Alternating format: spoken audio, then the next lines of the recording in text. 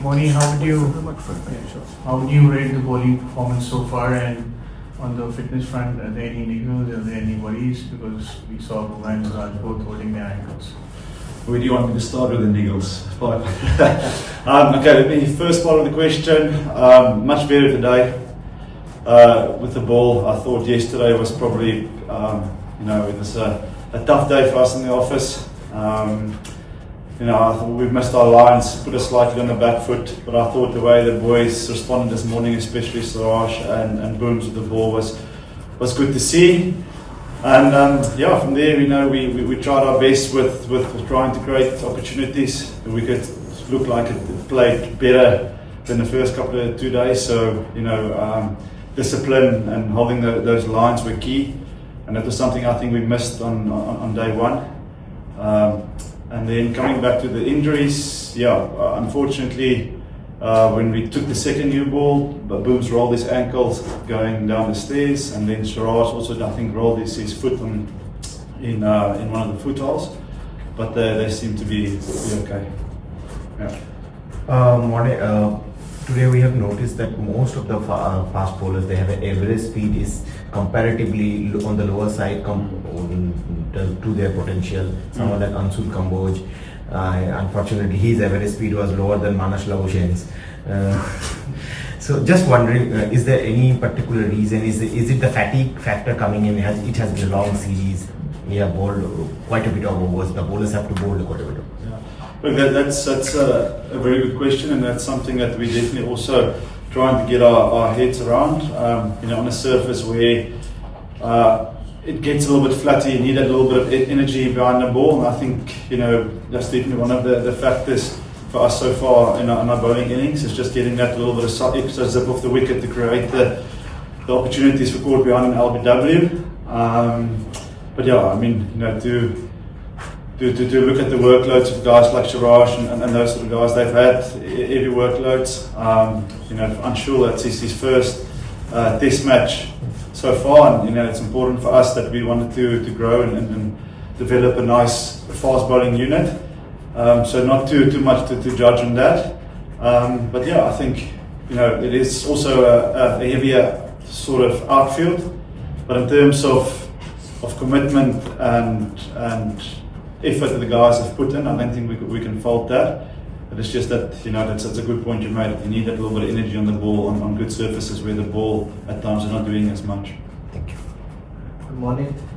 I just wanted to understand the thought process behind picking Anshul, who just joined a couple of days back over Krishna, who's been around for 2 months here, and also Shardul being under bowled and Washi coming in so late in the piece. Okay. So the discussion going into the test match was, somebody, a bowler that can bowl volume. One of the guys to bowl overs. Somebody that can ask questions. At the stumps, off stump, is an accurate sort of bowler. And then I think Anshul, in domestic level back home, has done that. He's done really well on the India A tour here. And he was a guy whose name has been in the mix for a long time, and they gave him the opportunity for that. Second part of the question. Shardul being under bowled and Washi coming so. Okay, yeah. So Shardul, it's a bit of a tough one. When you have four seamers, when you're going at 5 runs and over, I think as a captain, your mindset is you want to bring strike bowlers back to try and take the wickets for you. And unfortunately, it happened for Shardul in that first test match as well. But not to say that he is the fourth seamer, but he is playing as the fourth seamer. And for me, ideally, a fourth seamer will potentially bowl 15 to between 10 and 15 overs a day. Where you're looking to have the bulk of the bowlers done by your strike bowlers, and I just think at times we were trying to strike more, bringing back the guys we picked to do that job. Went with them. Washi. Yeah, Washi. That's also a good question. I think that Shubman was just he made the call in there to stick a little bit longer with the seam options. I think in the first couple of days we saw the ball was moving around and singing around, and pace on the ball was the way to go. And then when we got the opportunity to bowl, we missed our length. So did we bowl enough good balls to say that to go to spin straight away? I don't think so. And I think when you got the opportunity today with ball in hand, Wash did a great job for us. My concern might be a strong word, but since the first innings heading the Bumrah hasn't got wickets with the new ball, so how do you reconcile to that? But pardon me, sir? Bumrah hasn't got wickets with the new ball. Yeah. First new ball, how do you reconcile to that? Yeah, look, I had this conversation with Booms last night, and you know he's obviously a guy that is highly skillful. You know he wants to make and create things for us with the ball, but at the end of the day, we need support from the other end as well, and I think that is, you know, a big thing in this sort of bowling innings is that we're struggling to create. We're finding it hard to create pressure from both ends. You know, for him to be successful, we need to bowl in partnerships, and other guys need to help him out. And I think at times, you know, the guys are also trying from other ends, it's a little bit greedy, trying to strike too much, and we leak, and you know, he sort of release that pressure. But yeah, you can't say anything about Booms. He's number one in the world. He's skillful, and you know, at times you're going to get in the wicket column. But I think also, you know, you need help from the other end. Hi, Morne. Today, Anshul and Shardul combined both 29 overs with Bumrah alone, 28. What is and when we talk about workload, how much of an impact does it have? Because if somebody like him, you know, taking the maximum pressure and the others not contributing as much as they should be. And also, how do you motivate a player like Kamboj, who's making his debut here and doesn't have the best of beginnings? And being a bowling coach, how important is it to ensure that the young guy doesn't, have the mental pressure going forward? Yeah, coming with Booms, obviously the ideal thing for him is ideal way we see it is to give him short bursts, short spells. You know, he's the strike bowler, like we said. But also, there will be moments that you need to push a guy a little bit harder and longer to get the breakthrough. You know, England, they've got a powerful batting lineup. As a batter, your initial first 20 balls is very crucial, and you know, in terms of a guy who's accurate asking those questions, he's Bumrah. So he's going to be asked a lot of times to come and do the job for us. I think, you know, as the spearhead of the attack, that's also a responsibility that he's not shying away from. He wants that to make the impact, so that's good. Yeah, like I said, also at times today we lacked that little bit of energy on the ball, and that was maybe for the reasons where we wanted to push the Siraj and Booms a little bit more, because they had a little bit more quicker airspeed and off the wicket a little bit to try and create those opportunities.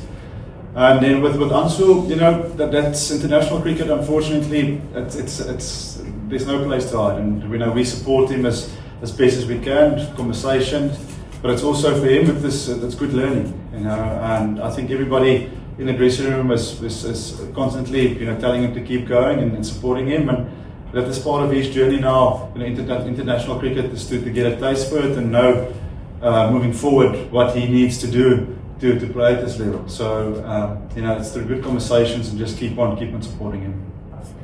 Coach, listen. Coach, there has been a lot of talk about Kuldeep Yadav not playing in this series. In this particular game on day one, every commentator was talking about how dry the pitch is, and given the record of wrist spinners at Old Trafford, what has been the conversation around Kuldeep Yadav throughout the series? Why is not? Is it just due to the batting that the team is wanting, or just abandoning that, you know, going after 20 wickets pretty much quicker than what we are doing right now? Yeah, I think you answered the question well there. You know, I think it's finding when he comes in, how can we find balance, and how can we get that batting lineup to you know, to be a little bit longer and stronger. We've seen in the past that, you know, we've lost wickets, you know, in clumses, and you know, yeah, Kuldeep is world class and he's bowling really well at the moment. So you know, we're trying our best to find ways, you know, for him to get in, but unfortunately with that, just the balance with batting throws it out a little bit. Morne, you talk about those things, about the various like selection things, or whether you have enough run finer points that you talk about energy on the ball. Yeah. That how much also is this, 5-test series like this really test the depth of your fast bowling options, and is that an ongoing issue or a particular issue right now? It's a real test. We play 2 test match series a lot, and this is now first time in a while we've come to 5. It shouldn't be excused, but in terms of conditioning, getting our guys conditioned and get them ready for 5 test match series coming straight out of the IPL, is sometimes an issue, because you have to balance between test matches, getting these guys, a good amount of recovery time, but also to keep their bowling loads up. And that's why it's important for us to look at the future and get a good core of 5-6 bowlers that we can rotate, and then these guys can come in and they can do the job. At the moment, there's not a lot of experience with the ball. We've got Siraj, we've got Booms that played a handful of tests, and then Akash has played a little bit, but he's out injured. So we keep on finding ways to bring new guys in that's learning now their cricket here at international cricket. They're learning their trade in international cricket. So it is not easy at the moment. But this is just a phase, a period that we need now to work through and get these guys fitter and stronger, to last for 5 test matches. Yeah. Hi Morne, I just wanted to get your thoughts on how you think about sequencing these 4 bowlers that you have, right? Like you just spoke about how Siraj and Bumrah are the experienced bowlers. So do you want them bowling together with the new ball, starting together, or would you rather have their experience split across spells so that you have one experienced bowler going in different phases of the game? So how do you guys think about it in terms of, say, yesterday Bumrah and Anshul started, and today you had Bumrah and Siraj start. So what are your thoughts? Yeah, I think it all depends on the situation, on the conditions. Anshul, he's done well with the new ball. He's a new ball bowler. He's that guy that we said going into the test match was going to be the bowler that asks questions, consistently on that off stump, off stump line. And Siraj has done really well, with bowling first change. We also, from the past experience, know sometimes that after 10, 11 overs, the ball can do slightly more. That helps Siraj as well, bowling first change. And also, the way that England play, if they attack Booms and Siraj up front, then we have to go to less experienced guys at first change. So it is a bit of a tricky one. But looking back at yesterday, you back a guy that's picked for on his strength, and the strength was Anshul bowling with a new ball, with the one best bowler in the world. So that was the thought process, and Siraj has been doing a fantastic job bowling first change. It was just yesterday our execution let us down. I think it's not so much to blame on the combinations we went with.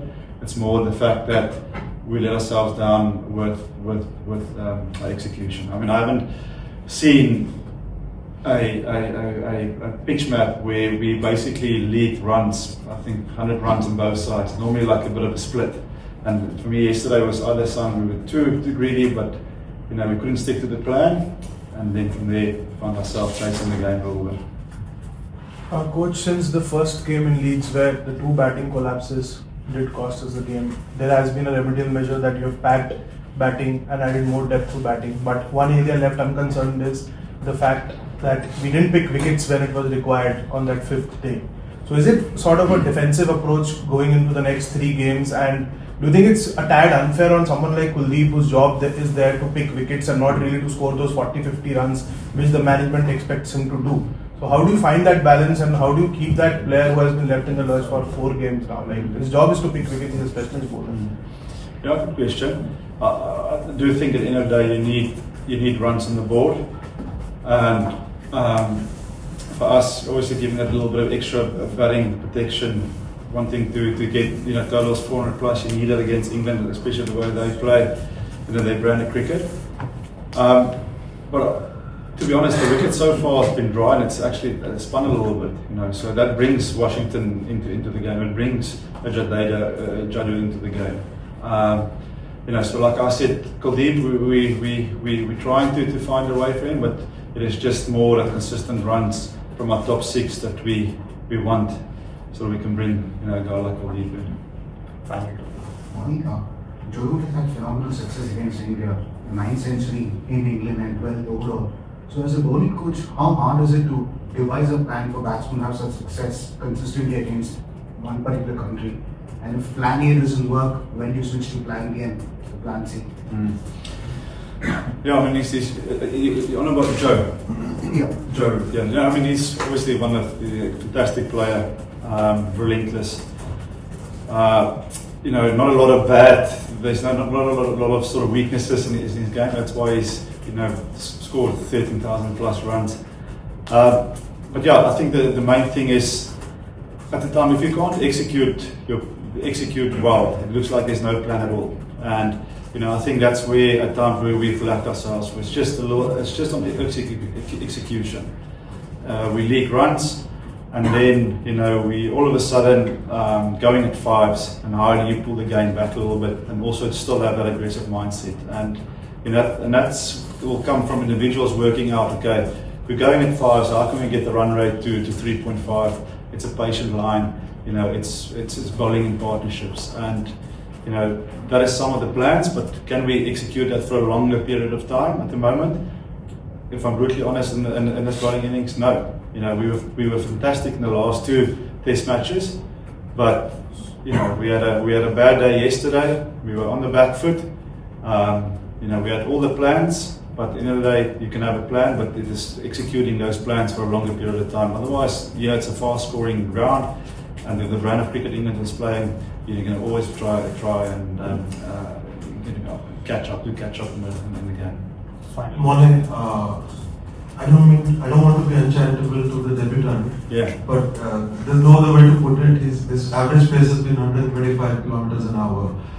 It also looks bad on the decision makers, and I'm sure he came highly recommended, and you also must have seen him in the India games. You must have seen a completely different bowler to give him a debut and to back him to take the new ball. So what is the reason that he's not been able to bowl a decent pace? Is it just the stage fright, or is he not fully fit, or what is it? He's definitely fully fit. If he wasn't fully fit, he won't be playing.